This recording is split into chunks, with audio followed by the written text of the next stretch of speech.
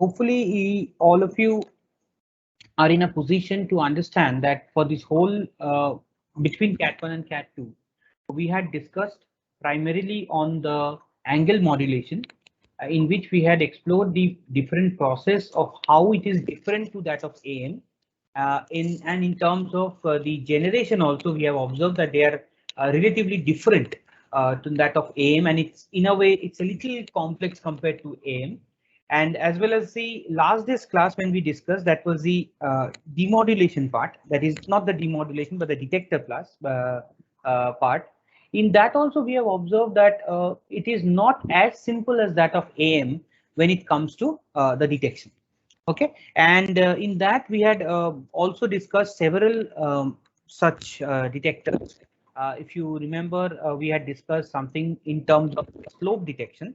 We started off with the slope detection, but then we opted for something called as balanced slope modulator. Then we had the phase discriminator or a Foster-Cili discriminator, and then finally we ended up with a ratio detector. And I told you that in each of the cases, in each of the scenarios, what we can observe is that the primary objective is that given an FM signal, we are supposed to get a message signal or an MT or an XT for that matter. So how, with respect to different frequency change or the or a frequency deviation, we can relate that deviation to some kind of an amplitude of the signal. So that is basically the work that is to be done. Okay. Now, accordingly, whatever the scenario, accordingly, sometimes it is observed that the phase, keeping the phase change, or whenever there is a phase change, that is replicated into some kind of a change in the amplitude. Okay, in some place it was found out that the linearity, the linear range between F1 and F2 was considered to be the determining factor to choose particular receiver or a detector for that matter.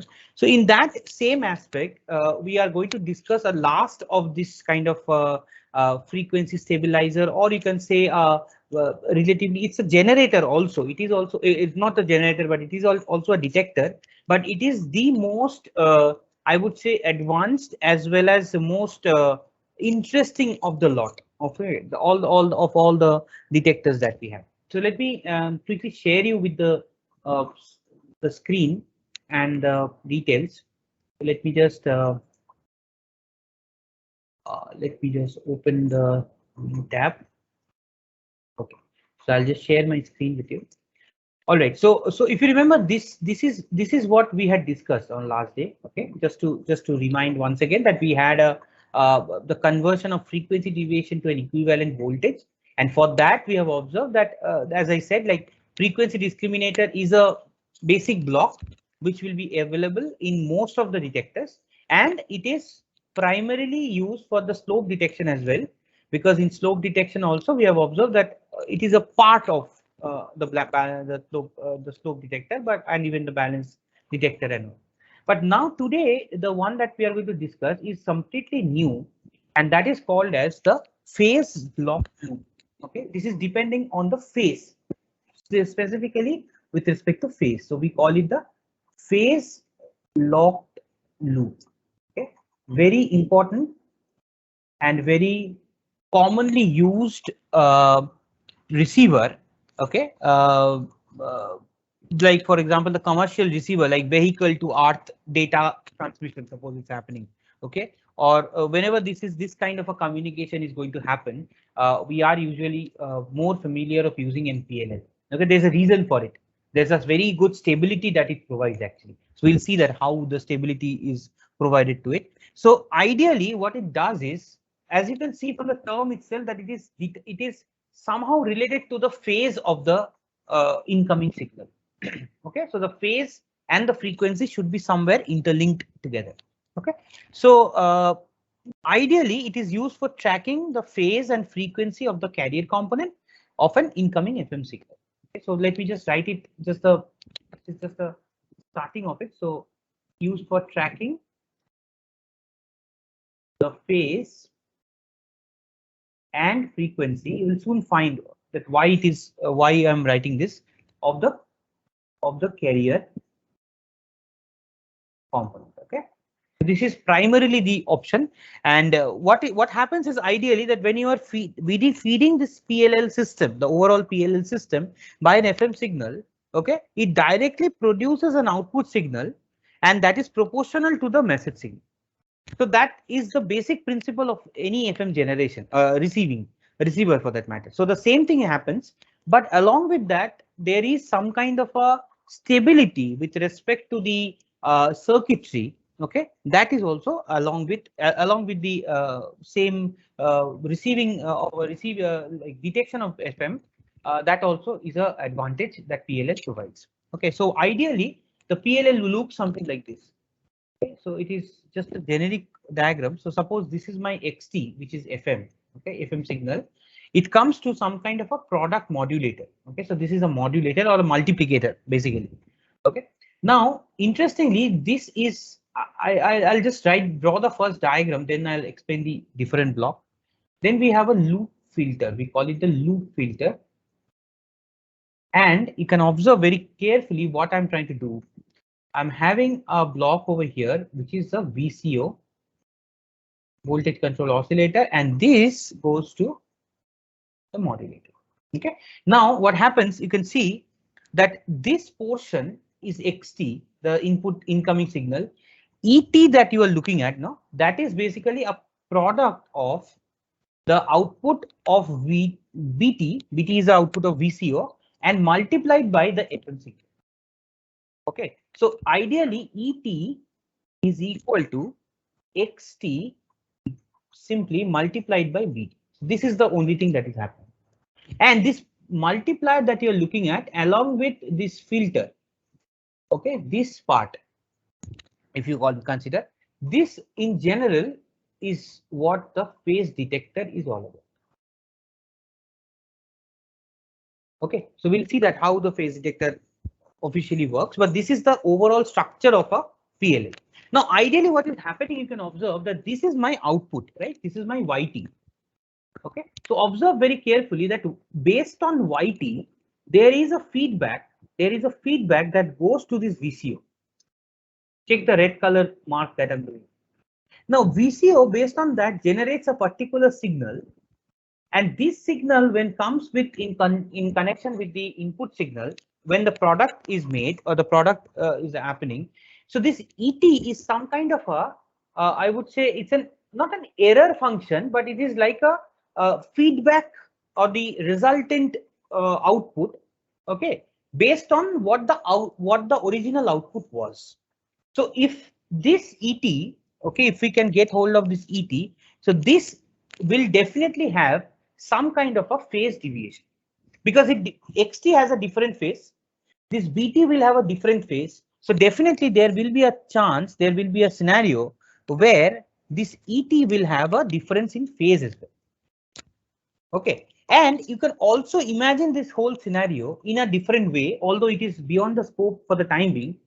You imagine this way, that we have an XT signal. This is a specific to signals and system generic process. Okay, so now we have a system over here, which is given by a transfer function. We call it the HT. Okay, so if this is the YT, then basically YT by XT. Okay, this is given by the transfer function XT. This is a very common and a conventional way of representing any system, that given an input XT and given you are supposed to get a YT, this system HT is what you are defining. This comes from the signal processing, signals and systems, where you are defining this system in your own way, so that the output is compensated, something like that. Here also you can observe the same thing is happening almost. Okay, so here this dotted line that you are looking along with the VCO, this actually is the system block, and the output and the input are related. So let's see how actually the phase loop works and why it is so advantageous to using it. Okay. So first of all, what we are going to do, we are going to define. So it is basically a negative feedback. It's a kind of a negative feedback. You can imagine negative feedback. I think all of you know it, that whenever there is a high throughput or something of high nature, as I was telling you on last day as well, the damping thing. Okay, there's somewhere there will be a damping factor to make it stabilize. Okay, so same thing happens with the negative feedback as well. So here also it is, you can imagine it to be a negative feedback kind of a system. Okay, so now let's see how it is working. So just write it down if you can. So phi 1t, suppose this is the instantaneous phase, okay, instantaneous phase of xt. As I said that the input incoming signal will have a some kind of a phase, and phi 2t is the instantaneous phase of the VCO. As I said that Vt and Xt will have two different phases. So these are the two phases. Also, we define that we already know, in fact, that Xt, which is the FM signal, is given by AC cos of omega Ct plus phi 1t. Okay, and Bt should be something like AV with a minus sign, because this is a negative that we are talking about, negative feedback that we are talking about, cos of omega Ct plus phi 2t. Okay. So this is about the structure that we are talking about. Now, if this is the condition that we are in, so as per our equation, that is Et equals to Xt multiplied by Bt. So let us multiply Et is equal to Xt multiplied by Bt. Okay, so that means in general it is coming as AC AV by 2 with a minus sign. Okay, in bracket, I'm not writing the all steps, sine of 2Wc plus phi 1t plus phi 2t. Okay, this is one part, plus sine of phi 1t, important, this one is important, and phi 2t. This just comes from the trigonometric identity, nothing that I have done extra. Okay, so if you go on multiplying these two factors, it will be coming like this, because there are two cos term that cos and sine is getting multiplied. So finally we are obtaining something of this nature. All right, now important, what is important, that this part, if you observe this part, okay, you observe carefully, okay, this part can be eliminated by a LPF. So this part, the shaded part, LPF, the low pass filter, will eliminate it.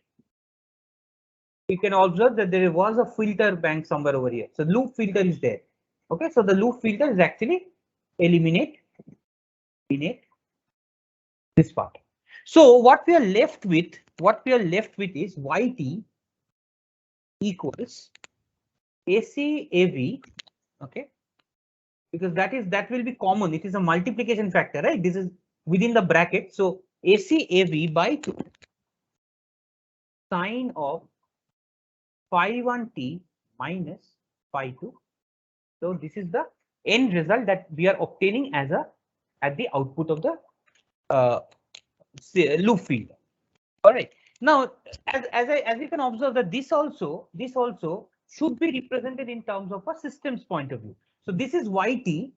Okay. If this is the carefully observe that this is basically the abbreviated version or a modified version of the Xt itself.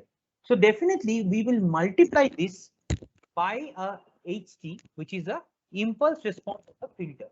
So here this is impulse response of the filter. Okay, so this is very similar to what I showed you over here, that any system where there is an input, the output is the in between the system, which if it is there, the output and the input is related by a transfer function, okay, or the impulse response. So here we are depicting that way. So this Ht comes in over here. Now this phi e, okay, this one is this phi 1t minus phi 2t. Now let us define a new factor phi error. Okay, that is equal to phi 1t minus phi 2t. Okay, this is simply, we can call it the phase error, because remember phi 1t and phi 2t both are phase. So this is the difference. So that is one factor, and we also define K1 as AC AV by 2. So this AC AV by 2, this is like a constant term. We are representing it by K1, and the error factor we are representing it by phi e. So what we are left with, again, we remodel the equation once again. Y of t is equal to, hopefully you are all following this carefully. sine of phi of E t multiplied by ht. All right. Now if mod of phi error, this error that you are looking at, phi 1 t minus phi t, is less than equal to 1, okay, that is in fact we call it, this is called as phased lock condition. Okay, the phase lock condition is where the error, the absolute value or the magnitude of the error function is less than equal to 1, then we can approximate from trigonometric identity that phi of error t is almost equivalent to phi of error t. Sine factor, okay, if this is very small, anything, the theta part of a sine, if it is very small, then definitely that is the only the theta that remains. Okay, that's a common way of doing it. So the final expression, the modified expression that is coming is k1 phi et multiplied by h. So this is one equation we are getting. Okay, but still this is all in time domain we are getting. Okay, this is all in time domain we are getting. So now we apply the Fourier transform on it. We remember in the during the first few classes when we started off with this semester, I told you the Fourier transform is a very important tool where we transform from time domain to frequency domain. So we change it applying Fourier transform. So for why Fourier transform, what happens? Y of f, so t domain changes to frequency domain, k1 remains as it is. Okay, phi 1 phi error t, okay, or rather this will be f, in fact this will be all right, let me do one thing. Let me do one thing before we apply here. No, before we apply the Fourier transform, let me do this error function a little bit. Let us just do that. Okay, otherwise you might find a little confusion over here. All right, so let's take this phi et. So phi et, okay, this is equal to phi 1 t minus phi 2 t. All right, or we can also write that this is equal to phi 1 t minus 2 pi kv integration minus infinity to t yt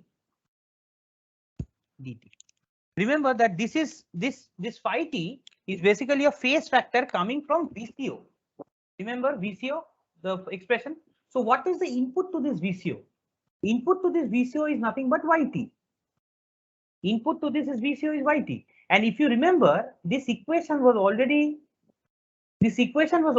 discussed previously. Remember this one, phi 1 t, this was a earlier discussion, 2 pi kf integration minus infinity to 2e xt dt. So this was the generic expression. So here xt was the input, and for VCO the input is yt. So this yt has been replaced over here. Okay, so that is what we are doing. Now let's differentiate both sides.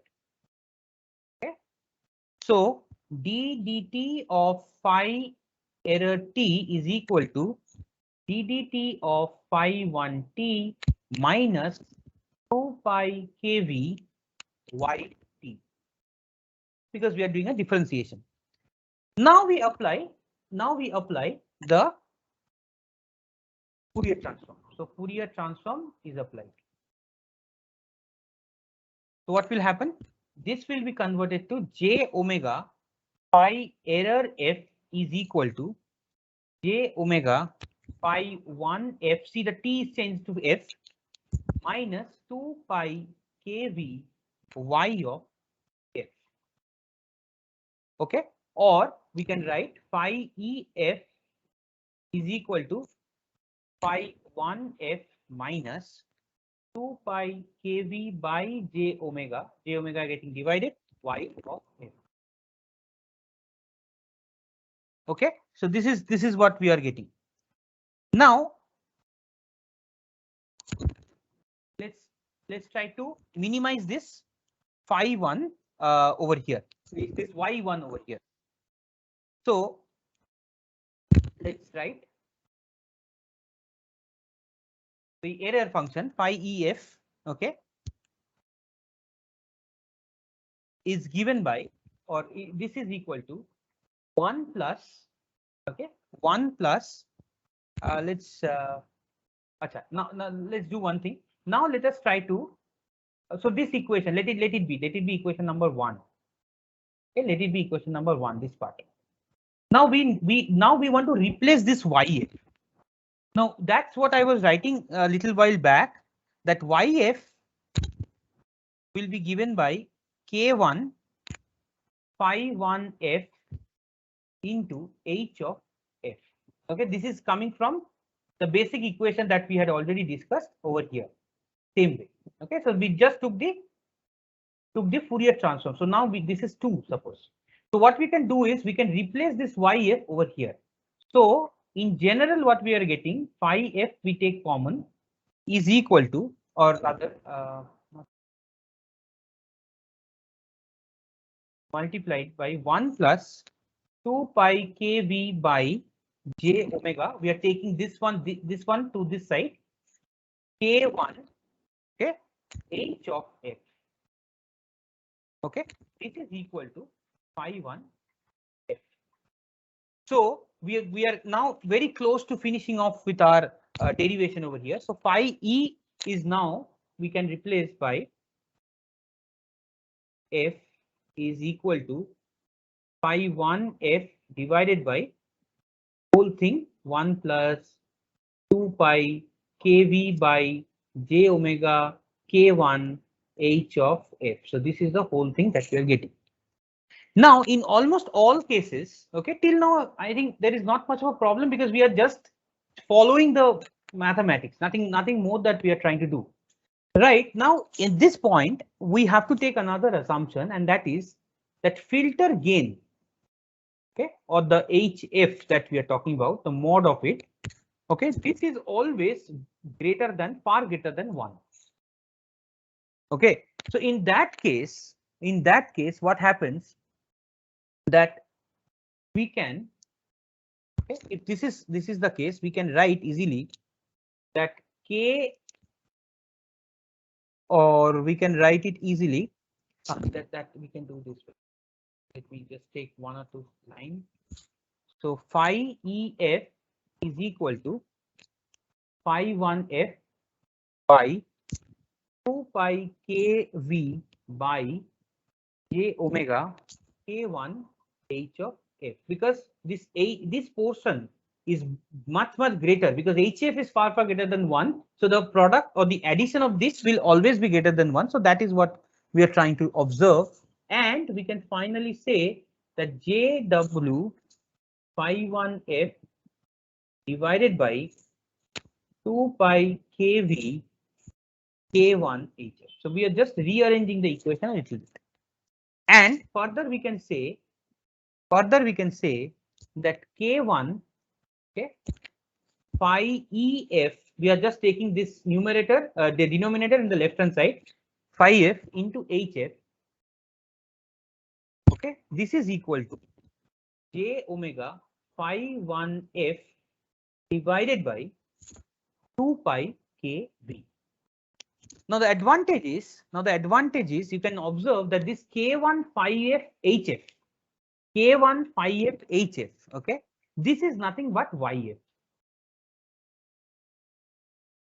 So this is nothing but YF.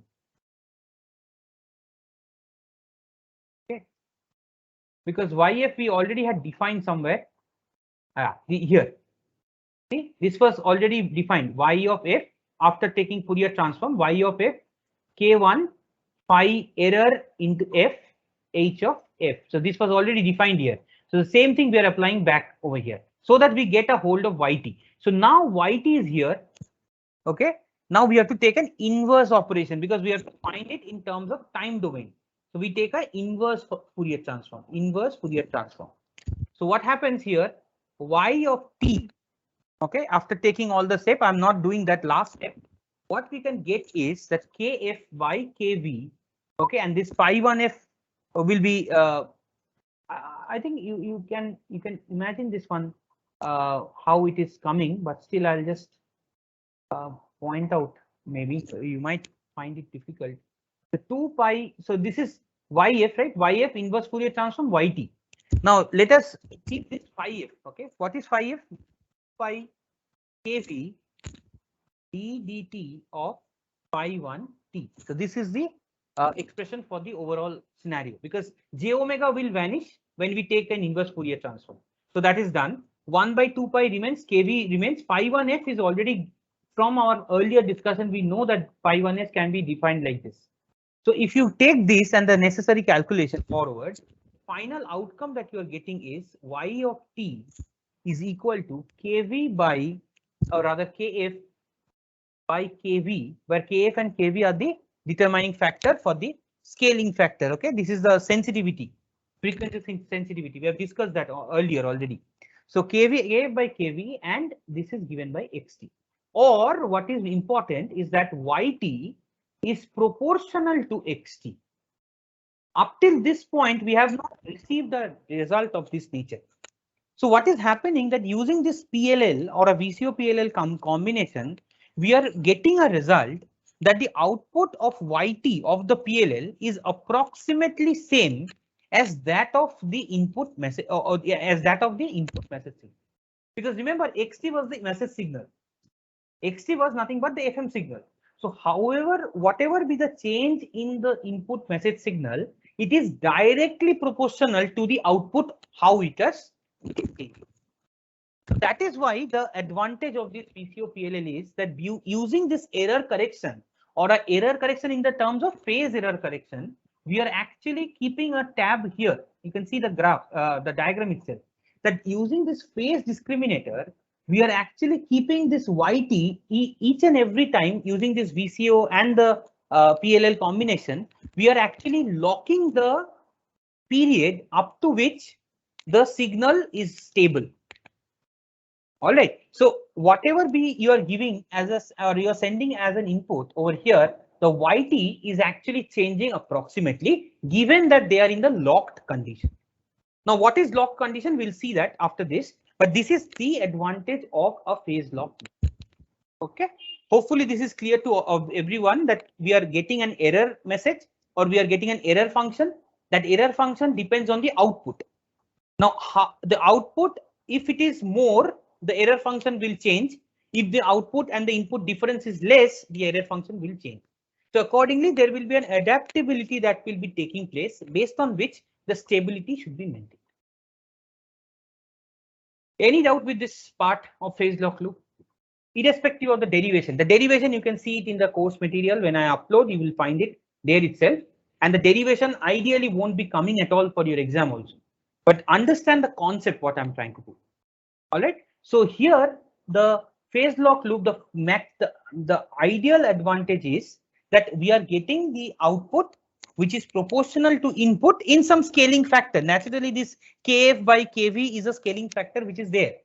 But if I leave out that, okay, that output signal is proportional to input signal, and that is basically a demodulation that is taking.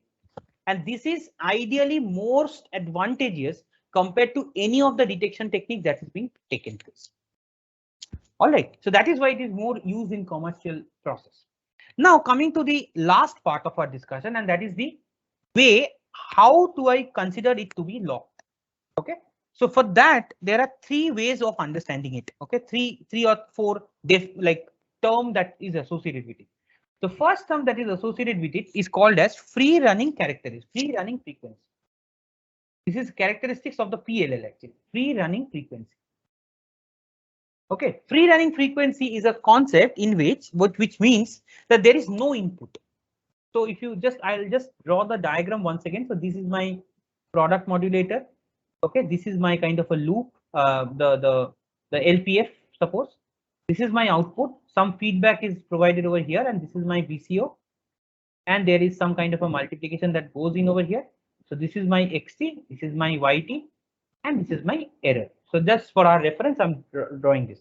Now suppose free running frequency, this is the characteristics of a PLL, that when there is no signal input, no input is applied. So if there is, the input is absent. So even if the input is absent, the phase detector and the LPFs all are zero because there is no input over here. So naturally the error function doesn't exist naturally. But even in that case, since VCO, this VCO is an oscillator, so it will have a fundamental frequency, suppose F0. So when there is no input, there will still be a frequency that will be free running through the PLL. And that is what we call as a free running frequency. Okay, so here it is indicating as F0. That is when there is no input present, there is a frequency, the carrier frequency or the fundamental frequency of the VCO itself, which is free running. Okay, that's the first condition. The second and the most important one is called as the lock range of frequency. Lock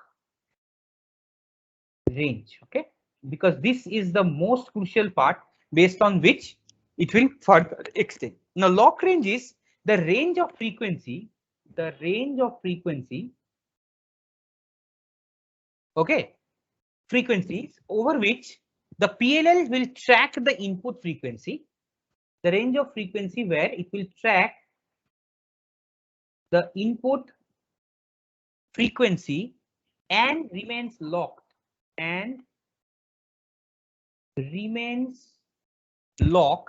okay. This is called as the lock range. We'll see that with a diagram. That is, it is the time, it is the range. So you are now giving the input. Okay, now you are starting to give the input, but as soon as possible you are giving input, the VCO won't work or the PLL won't work. Okay, so that is the time. Okay, that is the tuning. You can say that what is the maximum to tuning. So naturally there will be some kind of an FL1 and FL2, which will be the bandwidth over which the lock range will vary. That is, you are locking the, you just imagine that you have a radio, okay, and you are tuning your button, your tuner you have, and you are just rolling the tuner from one frequency to another frequency. So the total range of frequency over which the frequency or the VC or the PLL will be locked, okay, that it will work on that range, is called as the lock range. Okay, not the radio, I'm just explaining in terms of the tuning part. Now, the next part is called as the capture range. Okay, capture range. Now, what is a capture range? When the locking is taking place, okay, there is a certain frequency band over which the PLL can acquire the lock with the input signal. Okay, so capture range is range of frequency once again. So it is in between the lock range. Lock range is one. Within lock range there is capture range. The range where the capture range is a certain frequency. Range is a band, okay, over which the PLL can acquire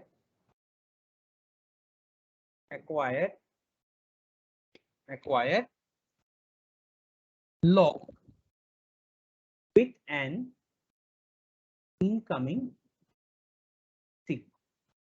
So for every PLL, okay, a specific set of frequency will be there, which will come in under lock range, where within that particular range, if the signal comes in, if the input signal, if the sequence is falling in that range, it will be considered as the output.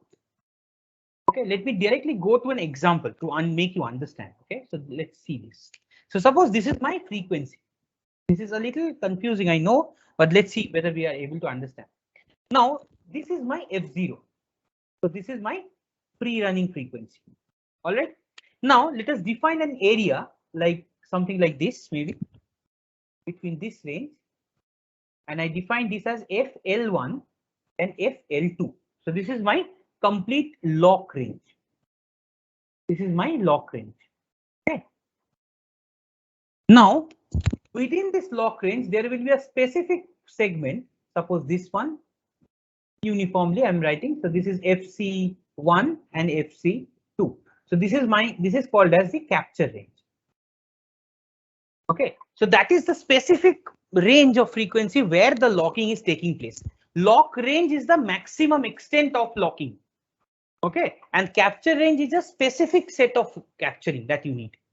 Okay, now suppose this is the sequence. Now what is happening, you observe. Suppose a frequency f1 comes in the region A. All right, if a frequency f1 is coming and you have to detect that, so it comes at f1 and it is lying in this region of A. Carefully observe. If it is there at A, this is beyond the lock range. Beyond the lock range. So this f1 won't be reflected as output, because already I told you that in case of PLL, whatever is coming as an input, the output will be proportional to it. Okay, but here what we are saying that even if that condition, the frequency, okay, the frequency of the signal that is coming in won't be affected by the PLL. Okay, and that's why at this point, at this first scenario, suppose I will say is case 1. Okay, at case 1, when f1 is at the region A, as it is beyond the lock range, the output will be f output. If suppose I write f out, the output frequency will be nothing but the free running frequency, or FC, because the circuit is yet to get locked. All right. Now let's say another example. Now let's, for the same example, suppose a next case comes in. I'll just write it down here. Okay. Case 2, where f2 comes in and it lies somewhere over here. Okay, so it is lying at the B range. So it is somewhere greater than the FC1. Sorry, it is greater than the FL1, but it is less than FC1. So somewhere there it lies. So here also what is happening? It is yet to capture the output signal. Okay, so it is yet to capture the output signal. So even if input comes in, till the capture period is not there, the output will be FC. Capture range starts from FC1, so it is less than that. So even if F2 comes in and it is under this condition, F0 is the output. Now case 3 is when F3 comes in and the region that we are talking about is somewhere here, that C position. Now if you observe here that this is the capture range as defined for the PLL. So the output for this will be nothing but F3. So whatever input comes in, the frequency of operation will also be the same.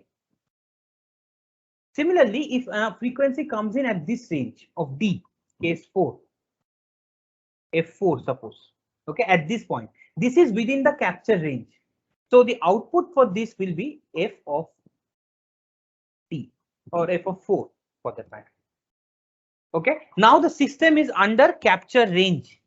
Now the system is under capture range. What happens that at this point, suppose another one comes in over here at this E region. So case 5, let me write it over here. Case 5, the F5 comes in within this range.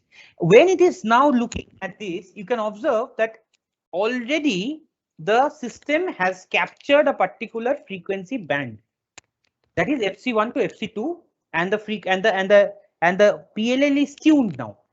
Okay, so if E now comes in over here, it is still falling under the lock range that is defined for the PLL. All right, so what will happen that the output will be nothing but an F5 over here, because it is still under the lock phase. So what I mean is, first there won't be any lock range. As time goes on, as the input frequency is increased, the PLL will go on modifying and changing its lock range to capture range. Capture range is a specific range which is defined for that particular PLL. Whenever the capturing happens, it defines also the maximum extent of lock range that is possible. Okay, and beyond the lock range, any signal will return back to the free running frequency. That is, we need to change it for the error correction. We need to we need to alter it so that it is tuned to a specific frequency band. So I hope it is clear to all, but still I'll just try to find a new I'll try to give you another example so that it is clear to all. Suppose I'll just redraw this portion. Okay, suppose the signals are coming in different way. For example, okay, so suppose this is a particular PLL where the lock range and the capture range we have defined something. We by the process of structure circuits, we have defined the lock range and we are capturing range. Now, suppose a frequency comes in which is lying somewhere over here. Suppose I mark it as F1 as a sequence. Any frequency can come in. Suppose the frequency range is lying around this. So you can observe, as per our explanation, the lock range, as it is still yet to capture anything. Okay, this F1, even if it comes, the output for this will be F0. Okay.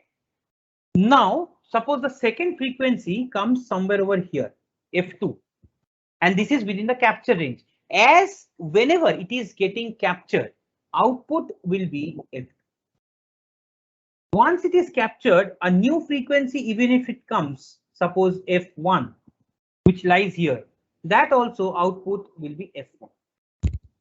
And similarly, if a frequency now comes in somewhere like here, F4, okay, suppose here, or F2 maybe, or maybe I'll write it F2, but this is beyond the lock range. So output will again be F0. Now again, the new frequency comes in, which is somewhere over here, F3 suppose.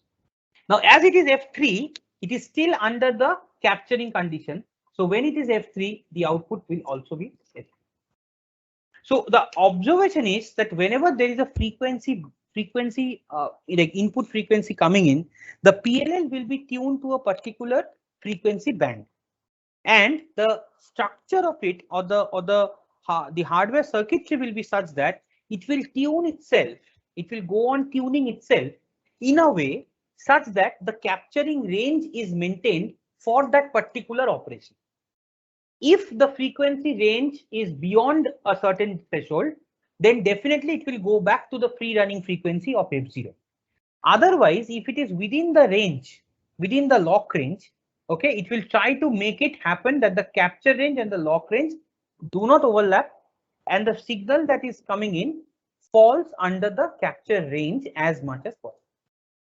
For that, again, the error process, the error, if the phi E T, which is equal to phi 1 minus phi 2, which is a difference, phase difference, that is actually is the role which they are playing. So using this technique of PLL and VCO PLL, we are actually generating or regenerating the message signal. Also, for the running of the frequency or running of PLL, we are obtaining three different ranges: free running range, free running frequency, lock range, and capture range, where the lock range is the total maximum extent after the capturing has happened. Remember, the lock range, it is a range of frequency over which there is a maximum, over which the PLL will track the input frequencies. That is a maximum range. But when it comes to capturing, after it has captured a particular frequency band, it will stay in there, and it will want to keep the frequency coming, input frequency, to be locked in that particular frequency band. And that is why it is so much stable. It doesn't have any problem with respect to frequency variation. All right, so this is all about the PLL, and this is almost the end of our discussion as well. The last thing that I think I would just present it to you, because it is only one slide. Just pay attention to this and we'll finish it off, because we'll come back on Friday and we'll solve some numericals on all of this. So the last thing is called as the pre-emphasis and de-emphasis. This is again part of the generation and the receiving as well. This is nothing to do with generating FM or decoding FM or decoding the message in that way. That is nothing of that sort. It is basically a process in which we amplify the higher modulating frequency to avoid noise. You see the first point over here. In FM, the noise has a great effect on the higher modulating frequencies. Okay, so the effect can be reduced by increasing the value of modulation index, okay, for higher modulating frequencies. This can be done by increasing the deviation, okay, del F, and that can be increased by amplitude of modulating signal of the higher frequency. So whenever there is a higher frequency, the amplitude is boosted. That's the only thing. That is what we call as pre-emphasis. The pre-emphasis happens in the transmitter side.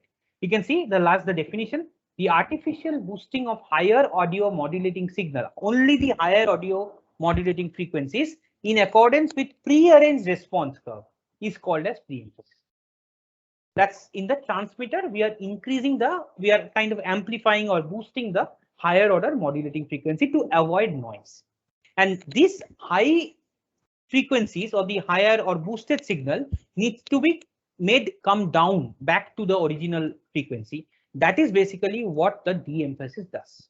You can see the de-emphasis definition, the artificial, not the boosting, but it is the boosting of higher order or higher modulating frequencies in the process of is in pre-emphasis is nullified at the receiver. Okay, so it is the opposite way around. You are sending the higher boosted signal. In de-emphasis in the receiver, you have to add this circuit. It's a very simple circuit. You can see the FM demodulator is what we have discussed so far.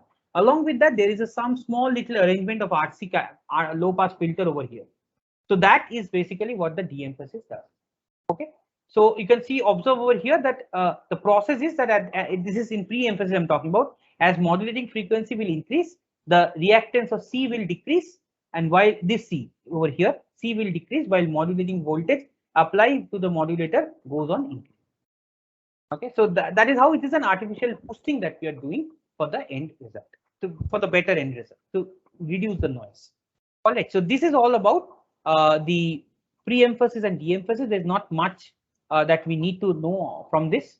So already I've overshoot the time. So next day's class, please try to don't miss it. Okay, because we are going to solve the numericals. We have already solved a few for FM.